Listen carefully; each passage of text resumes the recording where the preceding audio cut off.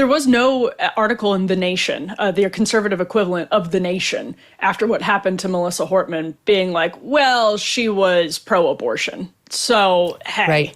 Like that didn't happen. And it really is about, like, someone was challenging me about this on social media. So I went back and looked at Twitter to the best extent I could after what happened horribly to Melissa Hortman, and tried to see, what was this a widespread right-wing moment of levity and celebration? And of course it wasn't. There were a couple of examples, like Mike Lee of examples. Tweeted out some dopey tweets, Senator Mike Lee, which he deleted and took down. Which he deleted. But see, this is such a great point, which he deleted. And the right does, after, for example, synagogue shootings or Unite the Right, there was so much hand-wringing internally at conservative groups and organizations. It's like the Richard Spencer example I just gave about what to do to keep alt-right freaks and neo-Nazi freaks away. That happened. The left is now coping in a way that they are preventing themselves from having that conversation.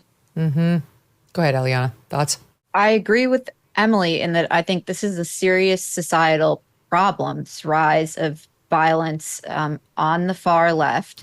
And Megyn, you mentioned, you played a clip of mainstream media saying that the assailant in the ICE shooting, the family members say this person wasn't particularly political.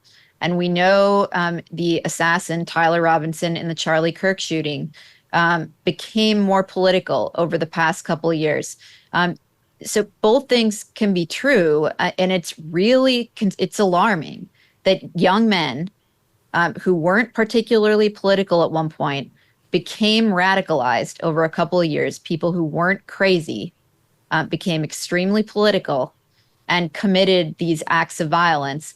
And it's alarming that politicians on the left aren't expressing concern about this. Instead, we see people like Ilhan Omar going on and saying, I don't grieve about this.